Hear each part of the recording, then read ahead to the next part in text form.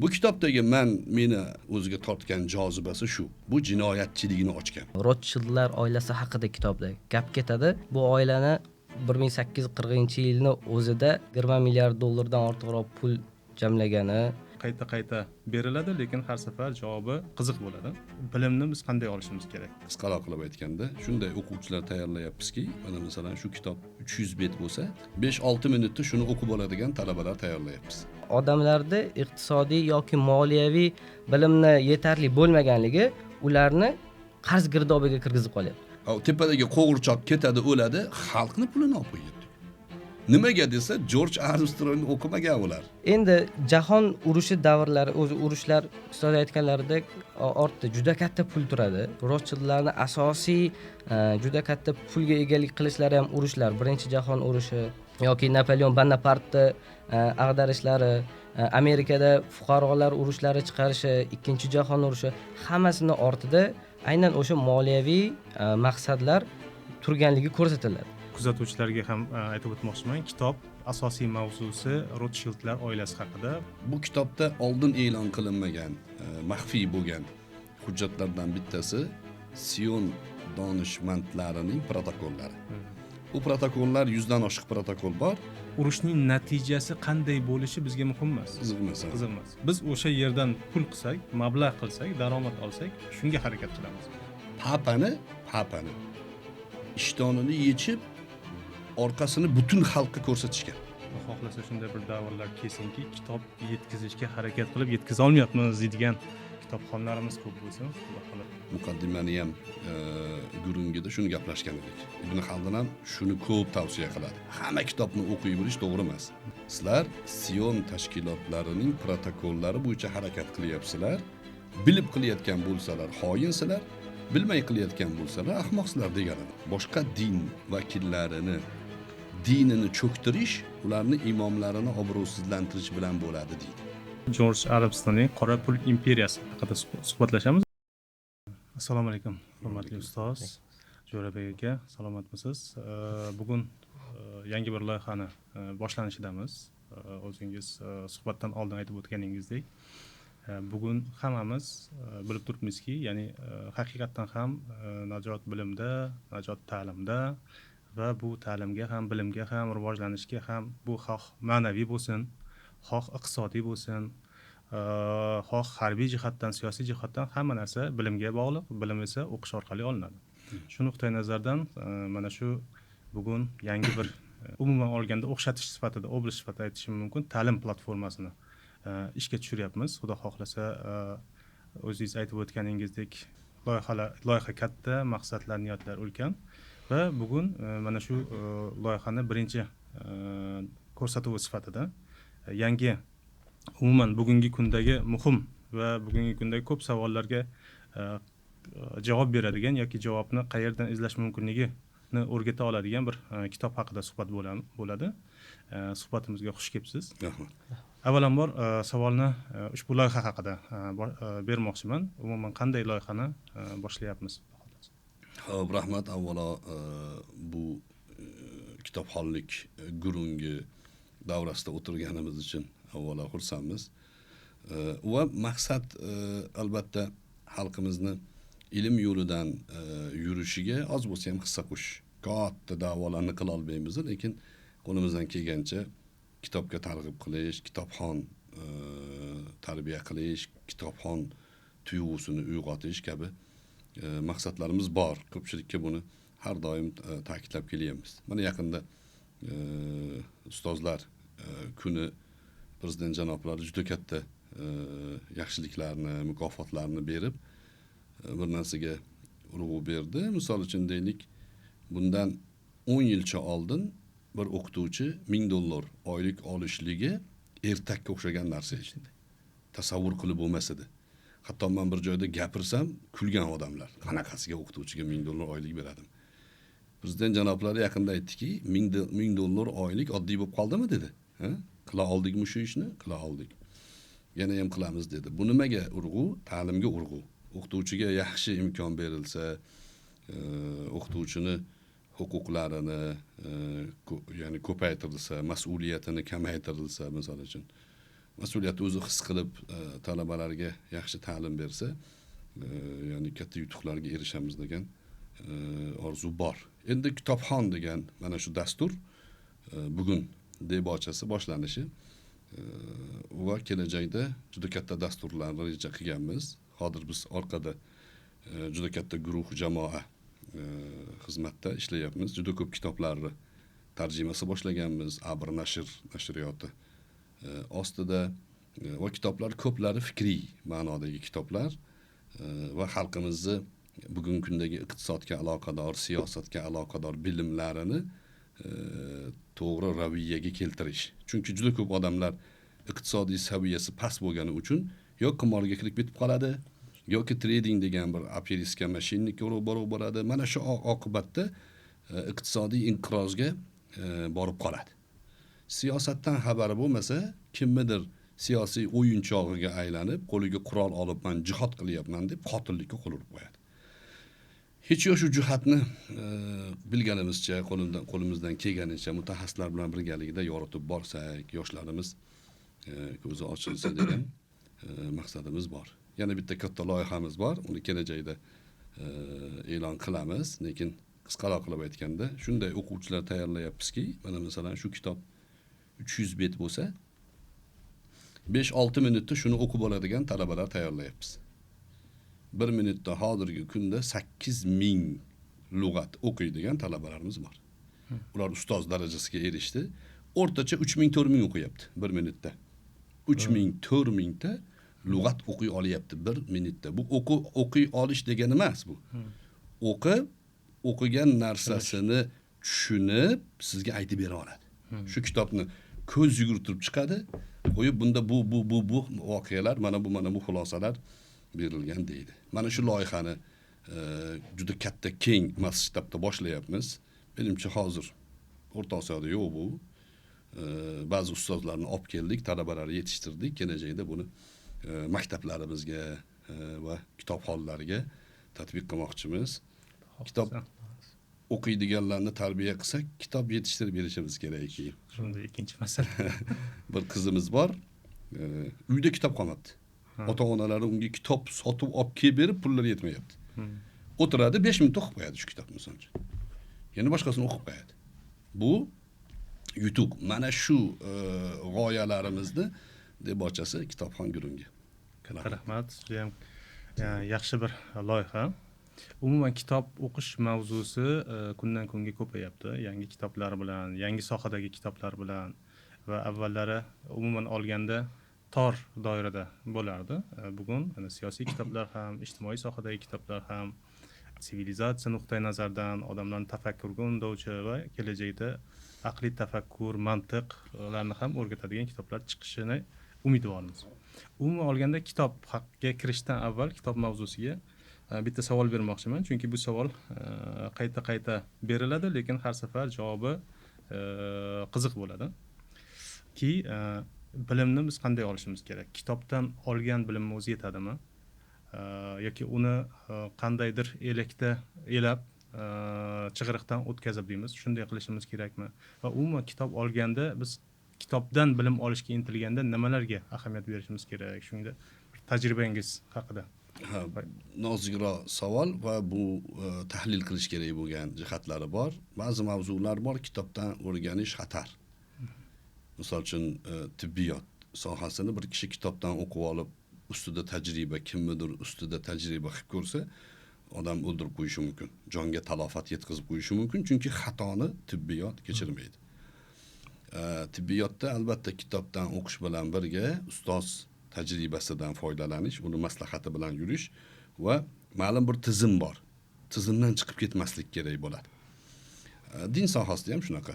Din, e'tiqod sohalari bu kitobdan ko'chirib, o'rganib, o'zicha o'zlashtirib ketadigan soha emas. Chunki din sohasida ham to payg'ambar alayhissalomdan bizgacha tirik shaxsiyatlardan o'tib kelyapti, og'izma-og'iz to'g'ri tushuntirib, kitobda tahlilini topib bo'lmaydigan, talaffuzini chiqarib bo'lmaydigan narsalarni ustoz tushuntirib beradi. Kitobda yozib bo'lmaydi uni. Oddiy tajvid masalasini misol keltirganman. Rovum degan narsa bor tajvidda. Yoki ishmom degan narsa bor. ishmon bilan rovumni ustoz tushuntirib bermasa, og'ziga qarab turib agar o'rganmasangiz chiqaramaysiz, kitobdan o'qiy olmaysiz. Bu endi siyosiy kitoblar bor, iqtisodiy kitoblar bor. Bular insonni endi farosati bilan birga zakovatiga, ko'p kitob o'qishligi va tajriba, muhit, atrofidagi yori do'stlarini, komandani kuchli bo'lishligini e'tiboridan u kitob bilan foydalansa bo'ladi. U ma'noda u kitobdan taqiqlab bo'lmaydi odamni, uni ko'proq o'qiyverish kerak. Faqat fundament, ya'ni bog'liq bo'lib turgan, ushlab turadigan bir nuqtasi bo'lish kerak. Mana avtobusda ketayotganingizda avtobus birdan tormoz bersa, uchib ketadi odam, lekin ushlab turgan bo'lsangiz, o'zingiz ushlab qolasiz. Ushlab turgan tutqichga ega bo'lish kerak. O'sha tutqich insonni qadriyati hisoblanadi. Qadriyatga bog'liq bo'lib turib, ba'zilar mendan so'radi, falon kitobni o'qisa bo'ladimi, fiston kitobni o'qisa bo'ladimi? Agar siz qadriyatga bog'liq bo'lsangiz, e'tiqodingiz sog'lom bo'lsa, menga siz Sapiensni o'qing. Uni o'qiganingizdan keyin nimani qanaqa chiqarib olishni siz yaxshi bilasiz. Lekin sizda tutqich bo'lmasa, ya'ni ushlab turadigan bir urvatul usqo deydi arab tilida, bizni tilimizda o'sha tutqich bo'lmasa, siz Qur'onni o'qisangiz ham adashib ketasiz. Qur'onni o'zi aytib turibdi. Yudillu bihi kathira va yahdi bihi kathira degan. Qur'on shunaqa misollar bilan xohlaganni adashtirib, xohlaganni to'g'ri yo'lga solishi mumkin. Adashish mumkin. Tutqich bo'lmasa qiyin. O'shaning uchun kitobxonga kitob o'qishlik tartib bilan o'ziga xos eng muhimlaridan boshlab, eng dolzarbidan boshlab o'qishligini tavsiya qiladi. Mana biz muqaddimani ham gurungida shuni gaplashgan edik. Ibn Xaldun ham shuni ko'p tavsiya qiladi. Hamma kitobni o'qiyverish to'g'ri emas. Eng muhimlaridan boshlash kerak. Tadrisda eng osondan murakkabga qarab yurish kerak deydi. Shu usullarga amal qilish kerak. Rahmat kattakon.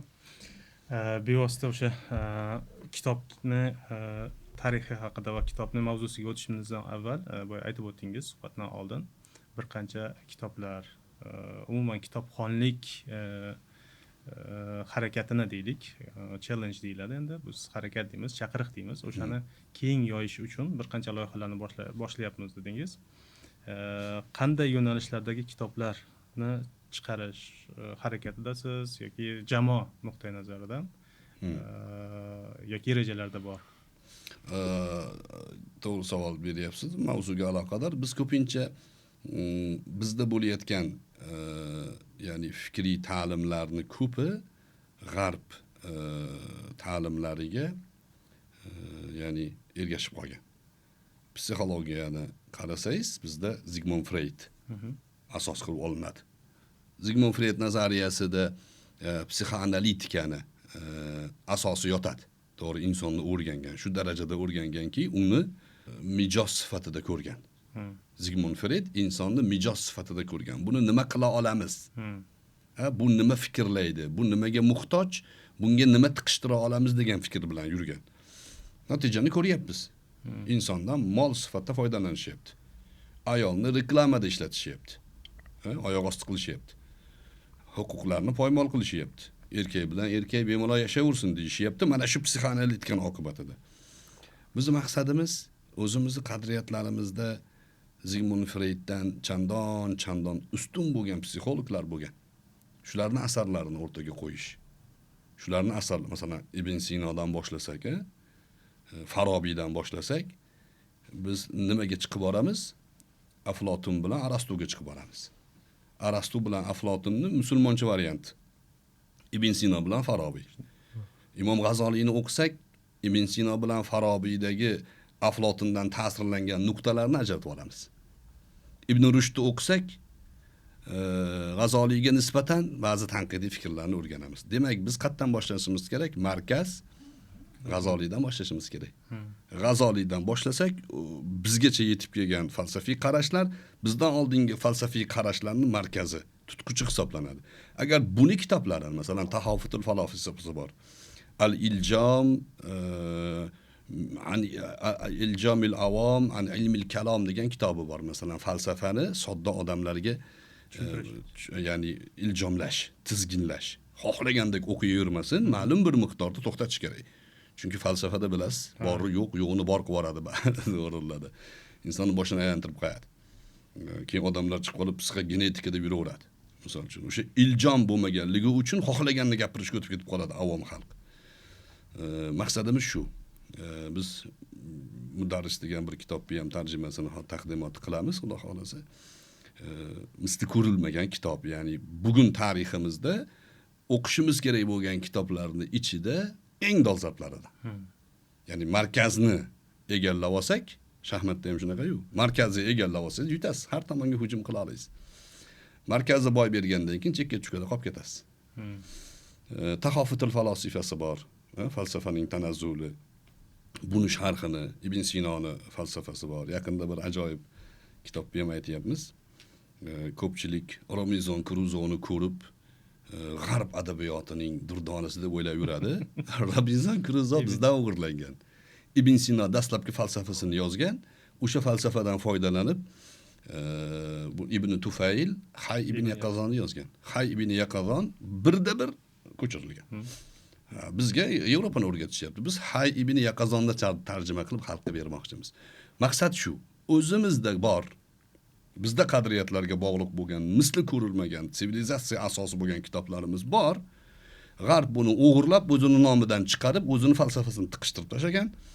Shundan qutqarish uchun hech yo'q, mana shu kitoblarni tarjima qilib berishimiz kerak. Kitobxon tarbiya qilishimiz kerak. O'qitishimiz kerak. Asl markazni qo'liga kiritganimizdan keyin kelajak avlod yutuqqa erishadi degan umiddamiz. Xudo xohlasa shunday bir davrlar kelsinki, kitob yetkazishga harakat qilib yetkiza olmayapmiz deydigan kitobxonlarimiz ko'p bo'lsin, xudo xohlasa. Tabiiy hozir yana bir narsani aytib ketay, biz o'sha kitobxon dasturi, super kitobxon dasturimizda yosh bolalarni adabiyotlarini yig'di bizning jamoamiz. 600 dona kitob bor ekan. O'zbekiston o'zbek tilida 600 dona. Bizda bitta super kitobxonimiz uni 3 kunda o'qib qo'yadi. Masalan, bir haftada o'qib qo'yadi. Bir kunda bitta kitob o'qiy oladi, masalan. Uni o'qib tugatganingizdan keyin yo'q kitob. Yo'q. Bolalarni tarbiya qildik, bolalar o'qib bo'ldi kitoblarni. Endi kitob yo'q. Yana 600 dona kitobdan taxminan bir 40% ya'ni brak. Ichida halginaqangi gaplar bor. Misol uchun deylik, payg'ambarimiz sumala yeganlar, sumalani zo'r deganlar degan gaplar bor. O'sha yosh bolalarga shunaqa qilingan. Og'izga kelgan gapni gapirib tashalgan adabiyot deb. Akademik nashr bo'yicha bir do'stimiz ziyoli insonlar harakat qildi, biroz to'xtab qoldi shu menimcha moliyaviy tomondan. Lekin biz endi harakat qilyapmiz. Inshaalloh yaxshilikka erishamiz. Xudo xolasa. So'z bevosita suhbatimizni mavzusiga o'tsak, ruxsat bilan. Bugun birinchi kitob sifatida Jorj Armstrongning Qora pul imperiyasi haqida suhbatlashamiz va bu kitobning ahamiyati haqida va undagi mavzularning ahamiyati haqida bir qancha savollarim bor. Bir qiziq bir voqea bo'ldi bevosita kitob bilan bog'liq. Bu kitob haqida xabarlarda eshitganimdan keyin mana shu Qora pul imperiyasi kitobi chiqdi degandan keyin ChatGPTga kirdim. Da savol berdim. Jorj Armstrongning Qora pul imperiyasi nima haqida kitob deb. Menga bir ajoyib bir xabarni berdi. Keyin hayron bo'ldim. ChatGPT hazratlarimi? ChatGPT hazratlari hozir men o'qib beraman. Bu xabardan keyin hayron bo'ldim. Nimaga bu kitobni biz taqdimot qilishimiz kerak deb. Qanchalik ahamiyatli bu kitob. Qora pul imperiyasi kitobi Jorj Armstrongning asosan 1920-30 yillarda AQShda qonuniy ravishda spirtli ichimliklar savdosi taqiqlangan davrdagi uyushgan jinoyatchilik, xususan mafiya va uning rivojlanishi haqida deyapti. Va bu yerda Al Capone va boshqa mafiya sardorlari haqida hikoyasi batafsil bayon etilgan deyildi va hayron bo'ldim. Bu kitob bugungi kunga qanchalik aloqador. Keyin kitob qo'limga tushdi. Voqelikni ko'rsam, umuman kitob boshqa narsa haqida va juda muhim mavzularni qo'lga keltirgan ekan. Ya'ni bu bugun dunyoda bo'layotgan juda katta ayanchli deylik, fasodni, qirg'inbarot urushlarni, umuman zulmni asosida yotgan deb ishonilayotgan yoki shunday deb ko'rsatilayotgan va balkim shundaydir g'oya haqida. Bu ham bo'lsa sionizm g'oyasi, mafkurasi va yahudiylik desak biz ko'pincha millatga aloqador bo'lib qoladi. Yahudiylik mafkurasi deylik. Yahudiylik mafkurasi haqida ekan. Va bu kitobni o'qib chiqib juda ham hayron qoldim va kitob haqidagi ba'zi fikrlarni o'qidim va o'qiganimda shunday taqdim etilyapti, bu kitob Abdulloh ibn Salom haqida kim bo'lgan desa avval yaxshi deb turib, keyin manfaatga to'g'ri kelmagandan keyin eng yomonimiz edi deb aytiladi. Xuddi shunga o'xshab Jorj Armstrong haqida va uning kitobi haqida g'arb mediasida bir yaxshi fikrlar bildirilmagan. Asosan antisemit, bu o'sha yahudiylarga qarshi ohangda yozilgan va hokazo, umuman konspirolog nazariyasiga uchgan degan fikrlarni, juda ko'p fikrlarni bilgan, yomonlagan. Xuddi bu kitobni o'qimang degan bir xulosani berishgan. Lekin kitobni olib, o'qib shu narsaga keldimki, juda ko'p qismlari bugungi kunda amalga oshyapti. Vaholanki kitob 1940-yilda yozilgan. Undagi ba'zi g'oyalar oradan 80 yil o'tib amalga oshib turganini ko'rmoqdamiz va ba'zi rejalar bugungi kunda ham takrorlanayotgan ekan. Umuman olganda men birinchi savolni shundan boshlamoqchiman. Bu kitobning ahamiyati haqida, uni o'zbek tiliga tarjima qilish fikri qayerdan keldi va nima maqsadda qilindi har bir ish haqida savol bermoqchiman. Tashakkur. Avvalo bu kitobni musulmon odam yozmagan va yahudiylikka mutlaq qarshi fikrdagi odam emas. Tarixiy omonat sifatida ko'rganlarimni men bayon qilishim kerak.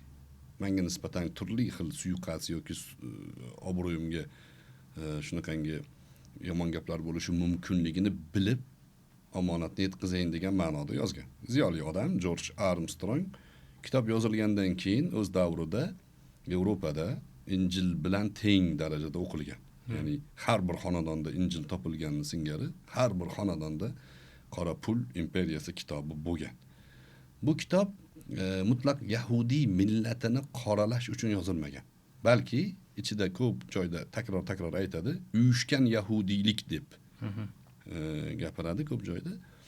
Uyushgan yahudiylik bu o'sha tashkilot, radikal qarashdagi yahudiylik dinidagi radikal tushunchalar, xuddi bir islomdagi havorij tushunchasiga o'xshagan.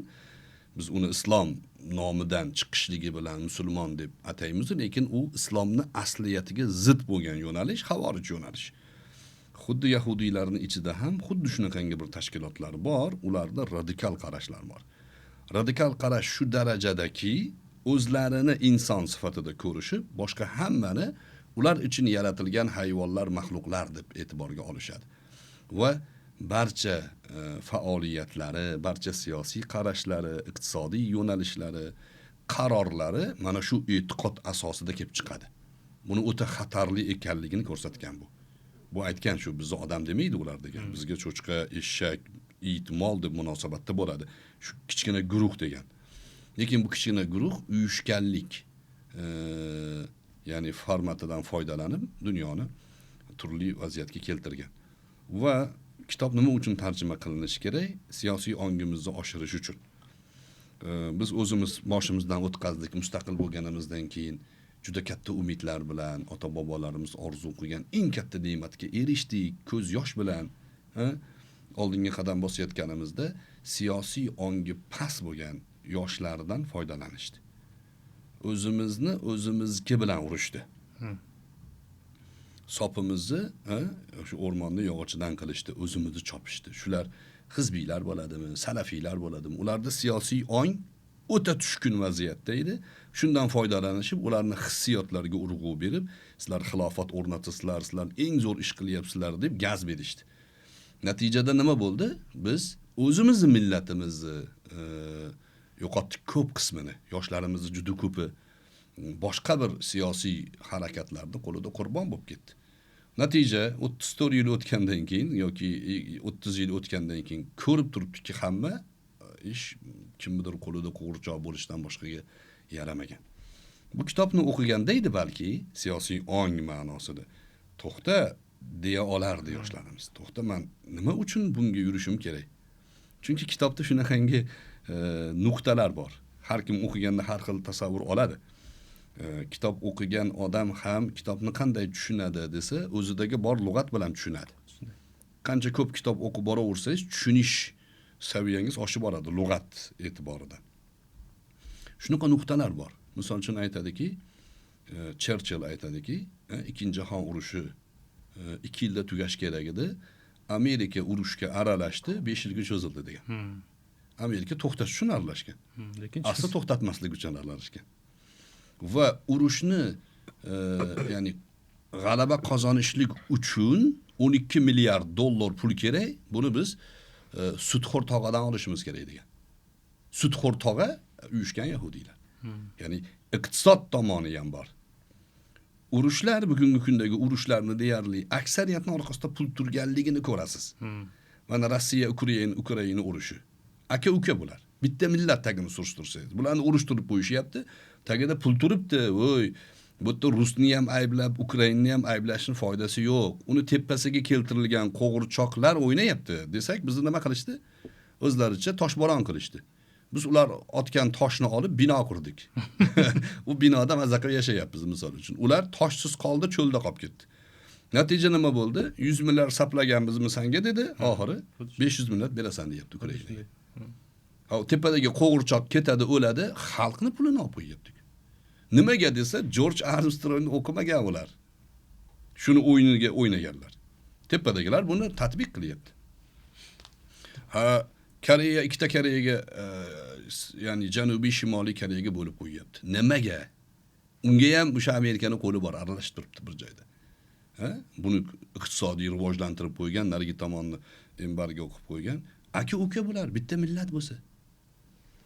Hindiston bilan Pokistonni urushtirib qo'yishgan. Bitta millat bo'lsa.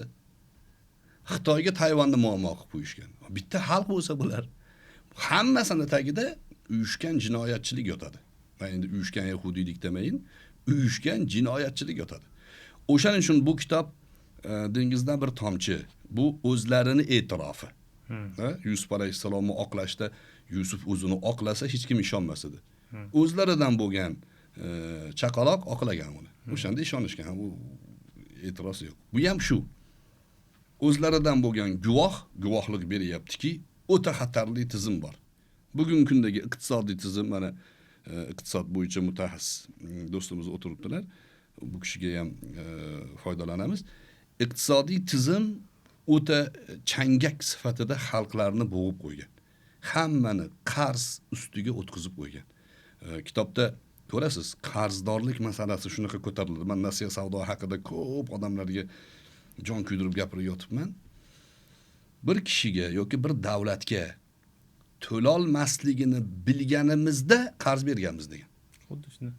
To'lolmasligini bilib qarz berganmiz, sababi uni biz siyosiy ma'noda boshqaramiz degan ma'noda. O'sha ma'noda juda ham ahamiyatli kitob. Birinchi bosmamiz bozorda talamash bo'lib ketdi. Majbur bo'ldik ikkinchi bosimini bosishga. Hozir ham menimcha ko'p sonda emas. Bugun bu kitob to'g'risida, ahamiyati to'g'risida ozgina guring o'tkazsakda, xalqimizga yetib borsa, o'qishsa, endi men o'tirib olib uyda o'qing demayapman. Ko'pchilik safarga boradi, samolyotga chiqib o'tirib to borgan joygacha o'qib qo'ysa bo'ladi. Xabardor bo'lishimiz kerak. Qaysi sistemada yashayapmiz? Biz atrofimizda bizga qanday o'yinlar o'ynalyapti? O'shalarni xalqqa yetkazish ma'nosida ahamiyatli kitob deb bildik va buni tarjimasini xalqimizga tavsiya qilyapmiz. Katta rahmat. Umuman buni ikkita yo'nalishdagi bilimlarni oshirishga yordam beradi. Va to'g'ri aytdingiz, birinchisi siyosiy, ikkinchisi iqtisodiy. Endi iqtisod borasida har bir sohani o'zi mutaxassisi gapirgani yaxshi, o'shaning uchun mutaxassisga murojaat qilmoqchimiz. Bu kitobning iqtisodiy bilimlarimizni oshishiga, bugungi kundagi nafaqat uyimizdagi, o'zimizdagi iqtisodiy bilimlarimiz, balki xalqaro iqtisodiy holatlar, xalqaro iqtisodiy jarayonlarni anglashimizga qanday yordam beradi degan savolni bermoqchi edim. Xo'p, avvalambor tashakkur. Birinchi dastlab kitob haqida ozgina gapirmoqchi edim. Bu kitob faqatgina iqtisodchilar uchun tarjima qilinmagan, ya'ni tarjima jihatdan og'ir emas. Bu misol uchun odatiy iqtisoddan ozginagina xabari bo'lsa ham bo'lmasa ham o'qisa tushunadigan darajada ham iqtisodchilar ham professional tarjimonlar ustida ishlagan kitob. Endi umumiy iqtisodiyot jihatidan qarasak, hozir bunda o'sha Rothschildlar oilasi haqida kitobda gap ketadi. Bu oilani 1840-yilni o'zida 20 milliard dollardan ortiqroq pul jamlagani yoki 1840-yilda Amerikada har bir mamlakatning yalpi ichki mahsuloti degan ko'rsatkich bor. Bu iqtisodiyot, mamlakat iqtisodiy barqarorligini belgilovchi eng katta ko'rsatkichlardir. Dunyoda o'sha ro'yxatda birinchi o'rinda agar Amerika Qo'shma Shtatlari turadigan bo'lsa, o'sha paytdagi Amerika Qo'shma Shtatlarda gidan ko'ra 2,5 baravar Rothschildlarning o'zida shuncha pul mablag' jamlaganligini aks ettirganda ko'rsatgan bunda. Bu degani juda katta pul mablag'iga yoki o'sha pul ekvivalentidagi likvid aktivlar bor. O'shalarga egalik qilishganini ko'rsatadi. Bu joyda bayonnomalaridan juda ko'p keltirilgan.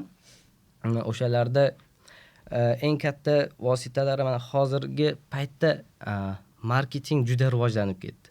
Marketing rivojlandi. Nimaga? Chunki butun ommani iste'molchi sifatida ko'rishadi va yana ham ko'proq iste'mol qilishiga jalb qilishyapti ularni. Yana ham ko'proq iste'mol asl ehtiyojdan ko'ra xohishga qarab ketib qoladi. Ehtiyoj bor, to'g'ri, lekin u ehtiyojni ma'lum bir miqdor bilan qoplasa bo'ladi.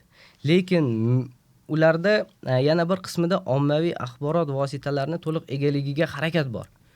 Va bu orqali hozir ayniqsa eng uchiga chiqdi. Nima bo'lyapti? Iste'molchilarni yanada ko'proq ehtiyojidan ko'proq narsaga tortyapti. Va o'sha tortish natijasida odamlarda iqtisodiy yoki moliyaviy bilimni yetarli bo'lmaganligi ularni qarz girdobiga kirgizib qolyapti. Umumiy xalq qarz girdobiga kirgani buni kattaroq masshtabda davlatlar misolida ham ko'rsa bo'ladi. Ya'ni inson ehtiyojidan ortiq narsani o'zini daromadini hisobga olmasdan iste'molni qilyapti. Va bu uni doimiy qarzga botirishga xizmat qilyapti.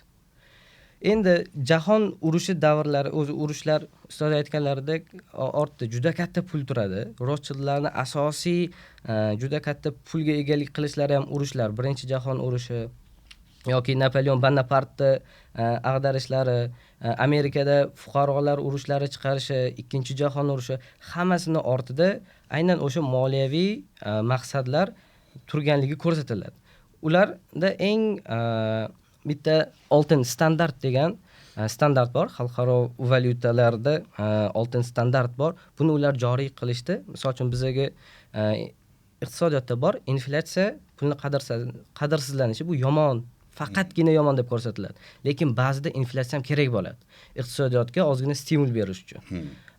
Ular shu oltin standartga kelishganligi umumiy pul kredit sistemasini qo'llarida mahkam ushlash uchun bo'ldi. Chunki agar butun dunyo pul tizimini oltinga bog'lashsa, agar oltinga bog'lashadigan bo'lsa, oltin resurs kam. Urushlar paytida katta pul kerak bo'ladi. Katta pul kerak bo'lgan paytda oltinga bog'langan pulni davlat emissiya, ya'ni chiqara olmaydi. Yetkazib bera olmaydi. Nima qiladi? Qarz olish kerak bo'ladi. O'sha paytda pul yetishmovchiligida pulning narxi oshadi. Ya'ni ularning asosiy ishi kredit berish, kredit sistemasi bo'lgandan keyin pulning narxi qancha oshsa ularga shuncha yaxshi. Foyda bo'ladi. Shuncha yaxshi. Ularning asosiy ishlari shu kabi ishlardan bo'ldi. Ya'ni oltin standartlarini joriy qilish, davlatlarni katta foizli qarzlarni olishga majburlash, o'sha payt urush paytida majbur bo'lishdi. Asosan shu jihatlar bo'ldi bu yoqda ko'rilgani. Endi bularning asosiy maqsadlari yaxshi yoritib berilganligi, bunday axloqsizliklar o'zlaridan boshqa hammaga mumkin deb ko'rsatilgan. Faqat o'zlariga emas. Shu jihatlar bor.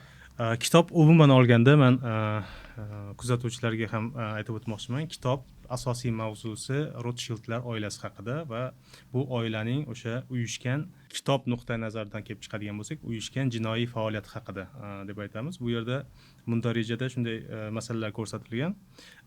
Rotshild imperiyasining vujudga kelishi, birinchi qiroldan boshlab turib, uning xonadoni, ularning boyliklari, ularning kuchi, qanday kuchga ega, qaysi siyosiy doiralargacha kirib borgan yoki qaysi iqtisodiy bank moliya tizimlarini qo'lga kiritgan, hammasi ko'rsatib berilgan va bu holatlar 1900 kitob asar yozilgan 1940-yillargacha bo'lgan jarayonlar ko'rsatilgan.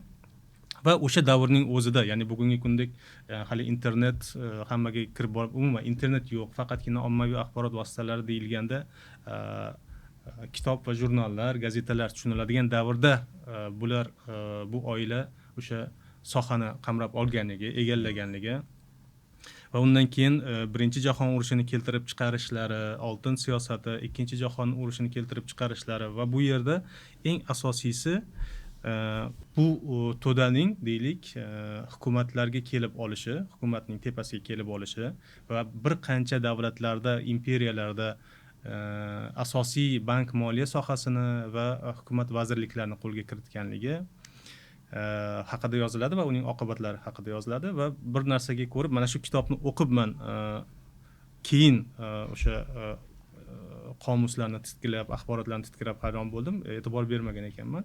Bizda faqatgina Usmoniylar imperiyasining qulashida Yahudiy bank moliya tizimining roli bor deb ataladi, lekin bu kitob hamma imperiyalarning, Britaniya imperiyasining ham, Nemislar imperiyasining ham, Fransuz davlatining ham qulashida har bittasida o'sha bu oila yoki ularning izdoshlarining, g'oyadoshlarining, hatto Nikolayning ham qulashida bularning izi bor ekanligini ko'rsatilgan va shu jihatdan bu xavf xatar qancha katta ekanligi ko'rsatib berilgan va asosiy maqsad Amerikani bu oilaning xatarlaridan saqlash, ogohlantirish, bizni xalqini, biz ham bir kun kelib Yahudiylar, bugungi kunda ko'rib turibmiz o'sha narsani, Yahudiylar lobbisi ta'siri ostida qolamiz. Erkin Amerika fuqarosi ertaga Yahudiylarga qarshi, ya'ni Yahudiy mafkurasi yoki bu jinoiy guruhning g'oyalariga qarshi chiqadigan bo'lsak, biz ham jazolanamiz deb oldindan ogohlantirgan bir asar ekanligi ma'lum bo'ldi. Kitobga kirishni ham boshlab oldik. Kitobda bu do'stimiz aytganini singari nafaqat iqtisod, siyosat va boshqa yo'nalishlar, sistemalar, ya'ni mundarijani o'qiyapsiz, har mundarijada o'ziga xos harakatlar va bu kitobda oldin e'lon qilinmagan, maxfiy bo'lgan hujjatlardan bittasi Sion donishmandlarining protokollari.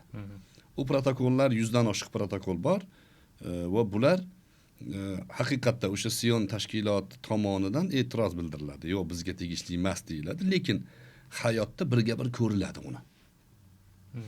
Masalan, men avvalan bu Sion tashkilotlari donishmandlarini protokollari to'g'risida bizni ichimizda yurgan radikal qarashdagi, o'zini imomini haqorat qilayotgan, o'zini musulmon do'stini kofirga chiqarayotgan ba'zi radikal odamlarga sizlar Sion tashkilotlarining protokollari bo'yicha harakat qilyapsizlar, bilib qilayotgan bo'lsalar xoinsizlar, bilmay qilayotgan bo'lsalar ahmoqsizlar degan edim.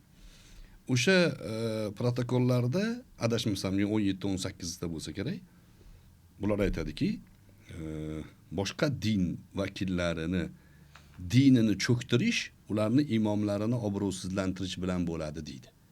Biz deydi nasroniylarni poplarini shu darajada obro'sizlantirdikki, ular bilan ishimiz bir bahya qoldi.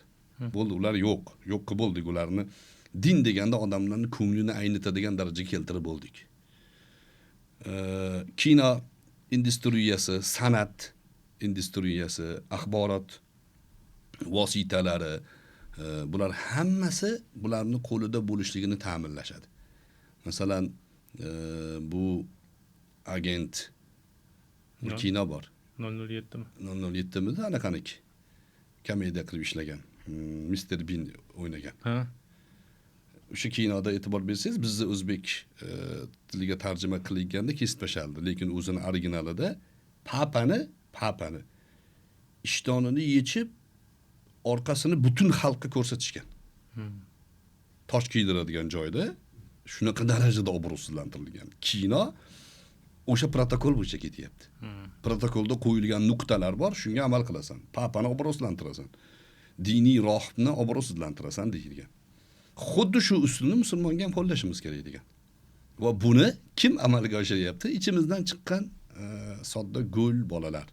Imomlarni obro'sizlantiradi, saroy mulla deydi. U protokolga amal qilayotgan bo'lib chiqadi.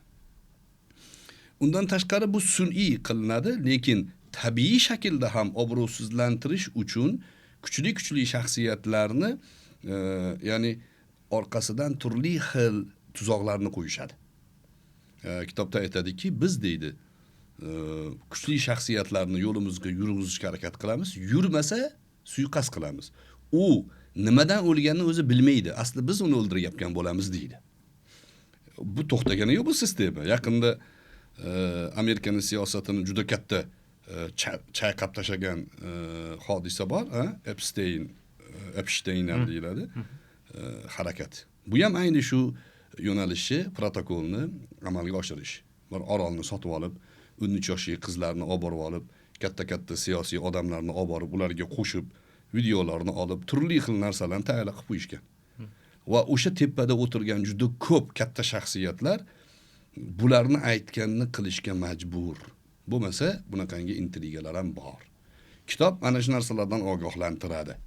Musulmon shaxsiyat, bizning millatimiz qadriyatiga bog'liq odam, ularni bu tuzoqlariga tushmaslikka harakat qilish kerak. Bu kitobni o'qishdan maqsad zarardan saqlanib qolish.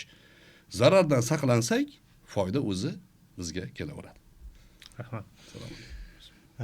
Bugungi kundagi o'sha qanday zararlardan saqlanish kerak deyilganda juda ko'p hayotiy misollar bilan keltirilgan. Endi o'quvchini o'ziga havola, o'zini bilimiga havola. Bu kitobdagi ba'zi tushunchalar, ba'zi tashkilotlar haqidagi fikrlar, ba'zi shartnomalar, hodisalar, tarixiy voqealar haqidagi ma'lumotlar kitobxonga yangi bo'lishi mumkin. Chunki masalan, eng oxirgi davrdagi Yevropa tarixini bilishi, qanchalik yaxshi bilishiga, birinchi jahon urushini tarixini qanchalik yaxshi bilishiga, masalan, Versal shartnomasining shartlari deb ketgan bo'lsa, bu shartnomaning shartlari qanchalik yaxshi bilishiga bog'liq bu kitobni to'g'ri tushunishim. O'shaning uchun kitobni o'qiyotganda ba'zan odatda o'zim qo'llanadigan yo'nalish biror bir yangi tushunchaga kelganda o'sha tushunchani tarixini bir o'qib olish kerak bo'ladi. Va bu yerda ajoyib bir mana misol tariqasida keltiryapman. Ya'ni Rossiya Ukraina misolini keltirdingiz. Ya'ni bu yerda pul urushyapti dedingiz va ba'zi hukumatlar shunga o'ynab berishi mumkin yoki o'ynab berishi uchun qo'yilishi mumkin degan fikrlarga ham mos fikrlarni uchrataman bu yerda. Masalan, o'sha Germaniyada birinchi jahon urushining oxirida, ikkinchi jahon urushining oxirida bo'lgan o'sha kapitulyatsiya sulhlarida shunday fikrlarni aytyaptiki, bayonnomalardan, Yahudiy oqsoqollar kengashining bayonnomalaridan urushning natijasi qanday bo'lishi bizga muhim emas. Qiziq emas. Biz o'sha yerdan pul qilsak, mablag' qilsak, daromad olsak, biz o'shaning uchun shunga harakat qilamiz. Xuddi boya aytib o'tdingiz, Ukrainadan seni yutishing uchun bizga milliy boyliklaringni, o'sha qazilmalaringni, noyob qazilmalaringni bizga bersang yutasan, bermasang yutmaysan. Bizga farqi yo'q degan bir yondashuvni ko'rdim va kitobxon o'ylaymanki, mana shu kitobdagi voqealarni o'qiganda qanchalik haqiqat ekanligini o'ziga havola qilamiz, lekin masalalarning ortida boshqa narsa borligini ham o'ylashiga undaydi. His qilsin. Sergak tursin degan ma'noda. Yana bir iqtisodiy jihatidan yoki mana boya aytib o'tdingiz, oltin standarti haqida. Shunga o'xshagan, bilishimiz kerak bo'lgan yoki bugungi kunga solishtirib ayta oladigan qanaqa taraflari bor? Kitobni masalan bugungi kunga solishtirish mumkin bo'lgan bir jihatini topdim. Bunda o'sha davrning o'zida yahudiylar Yevropa ittifoqini tuzamiz deb harakat qilgan ekan. Kitob 1940-yilda yozilgan va bu yerda ogohlantiryapti muallif. Yevropada yahudiylar nima desa xo'p deydigan bir guruh bo'ladi, jamoa bo'ladi, ittifoq tuzamiz. Har bir mamlakat o'zini ongi bilan harakat qilsa, o'zining manfaatiga qarab yurib qoladi. Biz uni bir ittifoqqa birlashtiramiz va ittifoq bizni manfaatlarimizni yoki talablarimizni bajaradi degan va oldindan bashorat qilyapti ba'zi voqealarni. Shunga o'xshagan ya'ni kitobning ishonchliligi haqida juda ham ko'p asoslar bor demoqchiman. Tarixiy dalillar bor. Albatta. Va shu iqtisodiy nuqtai nazardan tushuntirib o'tsangiz, qanday bir qiziq bir ma'lumotlar yoki ibrat olish mumkin bo'lgan hodisalar bor? Rothschildlarni umumiy ko'rsak, butun jahondagi eng kuchli valyutalar bor. Funt sterling deymizmi? Amerika Qo'shma Shtatlari dollar deymizmi? Bularning hammasida o'sha birinchi mayor Armstrong Rothschildni 5 ta farzandini, o'g'illarini 5 ta shaharga jo'natib, u yerda bank, moliya, pul, sug'urta tashkilotlari o'sha hamma sistemani qurish uchun jo'natdi. Bu imperiyani boshlashdi o'sha paytda, pul imperiyasini boshlashdi. Pul bilan hamma narsani hal qilamiz. Ommaviy axborot vositalarini qo'lga olish bilan, ayniqsa hozirda hamma informatsiya olamiz va xalqni bemalol manipulyatsiya qilish kabi qudratli kuchga ega bo'lamiz deb harakat qilishdi. Hozir dunyo bo'yicha birgina dollarni umumiy, misol uchun O'zbekistonda Markaziy bank so'm ishlab chiqaradi, o'shani emissiya qiladi. Mamlakatda umumiy so'mning qiymati bor. Nechidir trillion, o'sha bor. Endi butun dunyo bo'yicha Amerika dollarini Federal Reserve bosib chiqaradi va o'sha Federal Reserve bularning nazorati ostida. Endi hozirgi holatda butun dunyo bo'yicha 100 trillion dollarga yaqin pul yoki uning ekvivalentidagi likvid aktivlar bor. Bunday o'ylab qarasangiz, shu dollarni o'zidagi ularning umumiy boyligida bu hozir. Ulushi. Dollar ularda uni shuncha summa. Funt sterling bor hali. Angliya, chunki Bank of Englandga ham o'sha London bankiga, Angliya bankiga ham ular sarmoya kiritdi, eng zarur paytida qarz berishdi. Shu holatlar bilan mana hozirda domla aytdilar, trading masalasi bor. Trading masalasi bu shundayki, aksiyalar, obligatsiyalar, qimmatli qog'ozlar savdosi bilan shug'ullanadi, lekin u bozorni tebrata olish kuchiga ega bo'lganlar bor. Aytaylik, umumiy bozorda 1 milliard dollarlik aksiya bordi. Uni 90% egasi kimdir? Yoki 70% egasi bir kishi bo'lsin-da, aytadi, sekin sotgin deydi. Sotishni boshlasa, qolganlar unga qaraydi-da, buni narxi tushib ketar ekan, sotinglar deydi. Shu paytda hammasi arzon miqdorda sotiladi. Ya'ni bu puli bor, unga ozgina miqdordagi arzon mablag' hech nima emas. Uni qoplay oladi. U qoplay oladi. Va mana bu yerdagi qolgan 30% shundoq egalik qiladi. Qachonki bular sotishni boshlaganda. Arzon summaga sotib oladi. Va mana shunday qilib umumiy bu sohani manipulyatsiya qilish orqali katta summaga ega bo'lish mumkin. Bu bir jihati. Xo'p, ana endi hozir mediada boyagi marketingga to'xtalaman ozgina. Sabab insonning ehtiyojini shu darajada qilishda uning daromadi bor va uning xarajati bor. Agar o'rtadagi balansni ushlamasa, odam qarzga kirib ketaveradi. Shu darajada qilishdi, qo'lga xalta berishdida, uni tagini teshib qo'yishmadi. U xalta rezina xalta bo'ldi. Siz qancha chiqsangiz, orqasi teshik shuncha kattalashib boraverdi. Ya'ni sizniki to'lmaydi. Terib yuraverasiz. Buni natijasida o'sha insonlar bilishi kerak bo'lgan narsa, umumiy iste'molchilik kayfiyatiga to'liq bog'lanib qolish kerak emas. Kerak emas. Asosiy bu kitobdan oladigan xulosalari bir qismi shu bo'lishi kerak. Diderot effekti degan narsa bor, iqtisodda ham bilasiz. Diderot effekti o'sha ehtiyojga emas, hissiyotga qarab ketib qolish. Moslashuv effekti deydi. Daniel Diderot degan odamga qizil pijama sovg'a qilishadi, juda chiroyli. Pijamani kiyib o'tirsa, pijamaning rangi kursiga to'g'ri kelmaydi. Kursini almashtiradi. Kursining rangi endi polga to'g'ri kelmaydi, gilamni almashtiradi. Gilam pardaga to'g'ri kelmaydi, parda eshikka, xullas mutlaq uyga hammasini almashtiradi. Oxirida aytadiki, men deydi, birinchi kiyib yurgan pijamam menga xizmat qilardi, yangi pijamaga men xizmat qilyapman degan. Shu Diderot effekti shu. Ehtiyojni ya'ni moslashuvga ko'ra shirib olish. Apple bitta telefon chiqarib qo'ymaydi. Apple olganingizdan keyin yoniga iWatch olishingiz kerak, yoniga uni olishingiz kerak. Hammasi faqat shu effekt bilan harakat qilishyapti. Albatta. Keyin yana bitta ajoyib jihat, mana savolni shunday bermoqchiman va o'zimni fikrimni ham bildirmoqchimanki, kitob chiqdi. Dunyoni qanchadir qismi bu guruhning kirdikorlarini angladi va unga qarshi o'zida immunitet ishlab chiqarishni boshladi. Avvallari kitobning boshida 40-yillargacha bo'lgan holatda bu oila asosan ommadan foydalandi va ommani ishchi, dehqon, xizmatkorlar sifatida, ya'ni siyosiy, iqtisodiy bilimi past ommani harakatga keltirish orqali biz o'z maqsadimizga erishamiz degan yo'lni tutdi deyiladi.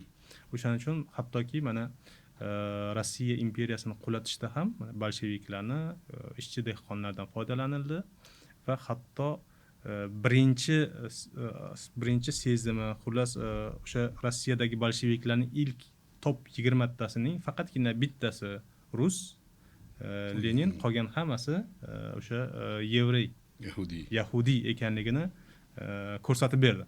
Va mana shu joyda ham Amerikada kommunizmga kirib kelishiniga qarshilikning asosiy sababi kommunizmni o'zidan emas, kommunizmni orqasida turgan kirdikorlardan, uyushgan jinoyatchilikdan ogohlantirish ekanligini aytildi. Va shundan o'yladimki, ya'ni ommani boshqarish orqali juda ko'p maqsadlarga erishish mumkin deb. Endi davr o'tdi, ya'ni kommunizm quladi.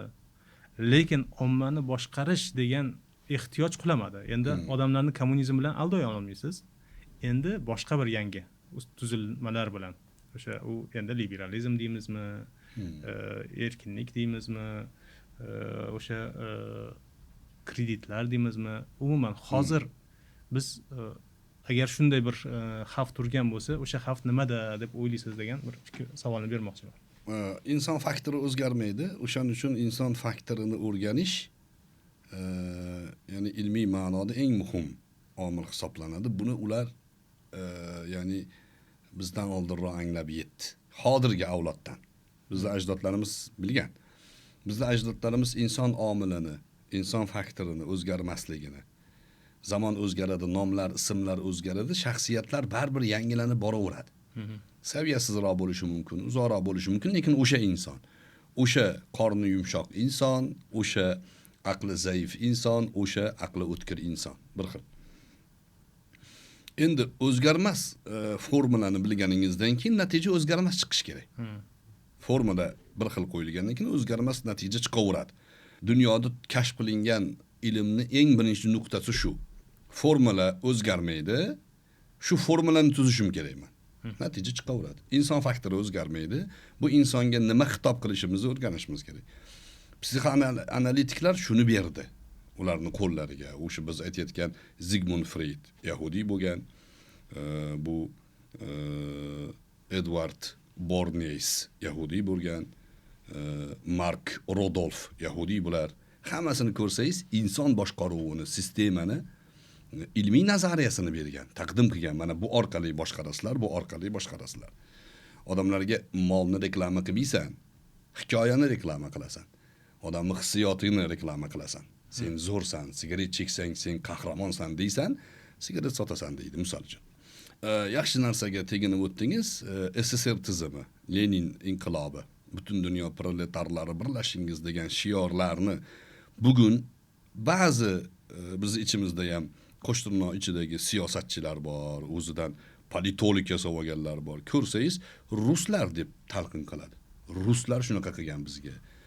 Ruslar bizni bosib olgan, ruslar shunaqa qilgan. Tagini surishtirsangiz, Leninning orqasida ruslar bo'lmagan. Lenindan ruslar ham jabr ko'rgan. Leninning orqasida Pavlus bo'lgan. Pavlus Rothschild oilasining bir vakili, ya'ni uni xizmatkor qahramonlaridan bo'lgan, yahudiylar bo'lgan. Va o'sha tarqoq bo'lsa, har kimning o'zini shaxsiy fikri bo'ladi, boshqarish qiyin bo'ladi. Bularni birlashtirishimiz kerak. Butun dunyo proletarlari birlashingiz. Nima degani bu? Hamma ahmoqlar bitta xonaga kirlaringiz o'zi. Biz sizlarni boshqarishimiz kerak degan fikr bo'lgan. Va bu fikr bilan qarangda 1900-yillar boshida Rothschild aytadiki, butun dunyo ta'lim sistemasi qo'limizda bo'lish kerak deydi. Biz odamlarga nima o'qish kerakligini biz berishimiz kerak deydi. Biz ularga nima o'qishligini beramiz, pulni boshqaruv bizda qoladi deydi. Ular pul boshqaruvini o'qimaydi, ular mehnat qilish kerak deydi. Ishlash kerak deydi. Zoti avlodi kimligini bilmasin ular. Bilsa ham yo maymundan kelgan bo'lib chiqsin. Men bu yog'ini xulosasini aytyapman. Chunki hayotda ko'rdikki, Lenin bosib olgandan keyin, inqilob qilgandan keyin faqatgina kambag'allar qahramon qilib ko'rsatildi, boylar quloq qilindi. Bizda quloq deydi, o'zi quloq. Mushtum zo'r degani. Mushtum zo'r deb ta'rif qilindi, ularni yo Sibirga surgun qilindi, yo otildi, yo yo'qotildi. Butun qahramonlar, butun millatni boylari, zodagonlari, oydinlari, ziyolilari yo'q qilindi. Natijada inqilobdan keyin O'rta Osiyoda qattiq ocharchilik bo'lgan. Yerlar ekilmagan, kambag'allik qo'lga berib qo'ysangiz eplolmagan o'sha davrdagi kambag'allar. Ya Mirza Karimboy bilan yo'lchini hikoyasi bor. Mirza Karimboy yo'lchiga 1 yilda 40 ta qo'y berar ekan. U 40 ta qo'y ham eplolmasdan yana kambag'al bo'lib qolaverar ekanda u. Ya'ni shunaqa bo'lgan. Va butun O'rta Osiyo xalqlari yoki SSR tizimidagi birlashgan 15 ta davlat ta'lim tizimi Darwin nazariyasini o'qitildi. Darwin nazariyasi bugun bilamizki, o'ta primitiv, o'ta saviyasiz, ya'ni botil ekanligini isbot talab qilmaydigan narsada bu. Kundaliklarga yozib ketgan fikrlarini majburlab ilmiy asosda o'qitildi. Darwinizmning ilmiy asosi. Nima ilmiy bor o'tdi? U joyda bir narsa bor. Nima bor? Sen ajdodlaringni maymun ekanligini tan olishing kerak. Biz tanlangan millatmiz, sizlar hayvonsizlar degan nazariyani tagidagi narsa bu. Qora xalq shunday o'ylasin. Shunda o'ylasin. Sizlar faqat mehnat qilinglar va e'tibor bersangiz, boshqa guruhlarda ham aytganman buni. Darwin nazariyasini atrof chekkasidagi hamma qo'rg'onida mehnatga urg'u bor. Xuddi shunday. Mehnatdan kelsa boylik, turmush bo'lar chiroyli, mehnatning tagi rohat, ishlamasang tishlamaysan. Faqat shunaqa bo'lgan. Natija nima bo'ldi? Bizning xalqimiz ko'rishganda bir-biri bilan ishlar yaxshimi deb ko'rishadigan bo'lib ketdi. Charchamayapsanmi? Hormanglar dedi. Faqat ishga, faqat bu psixologiya 10 yillab o'qitilavergandan keyin, 3-4 ta avlodni o'tkazib olgandan keyin biz mehnat qilishimiz kerak ekanda, shu ketimon bilan yuraverishimiz kerak ekanda bo'lib qoldi. Maqsad shu edi. Nima uchun mustaqillikni biz bayram sifatida boshimizga ko'tarishimiz kerak? Biz mana shu tizimdan bir ya'ni hamin qadar bo'lsa-da qutuldik. To'xta, biz aqliy salohiyatga ega ajdodlarning avlodi edik. Bizni Ibn Sinolarimiz bor edi, Xorazmiylarimiz bor edi, G'azoliylarimiz bor edi. Amir Temurlarimiz bor edi. Otga minib yo'lga tushganda hammasi tizzasi qaltirab qochardi. Usmoniy xilofatini, o'sha xilofat deyiladi-yu, aslida siyosiy lug'atda imperiya deyiladi. Usmoniy imperiyasini ag'darish uchun bular o'sha uyushgan jinoyatchilik u tomondan harakat qilishgan. Bu tomonni Lenin siyosati unga qo'llab tushgan, bank unga pul bergan. Germaniyada bilasizlar, Leninning oxirgi fosh bo'lgan faktlarida josus ekanligi ma'lum bo'lgan. Sulton Abdulhamid xonning oldiga Theodor Herzl kirib yer so'ragan. Qudusda bizga yer bering degan. Shu gapni gapirayotganda ajoyib tuzgan jumlalar bor. Aytadiki, biz deydi, Yevropada ham, boshqa mamlakatlarda ham zulmga uchraymiz. Hech bir huquqimiz yo'q. Faqatgina sizni qaramog'ingizda biroz yelkamizga shamol tegadi. Siz bizga yaxshi qarayapsiz, adolat bilan deganda Sulton Abdulhamid xon aytadi. Ha, unday bo'lsa, nimaga butun gazetalaringiz biz haqimizda yomonlab xabar tarqatadi? Deganda u siyosiy harakat deydi o'zi. Agar deydi bizga yer bersangiz Qudusda deydi, sizni yomonlash to'xtaydi deydi. Tashqi qarzlaringiz hammasi yopiladi deydi. Mana shu joyda urg'u beradigan, e'tibor beradigan narsa siyosiy harakat uchun axboriy urush hamma narsadan ustun turadi.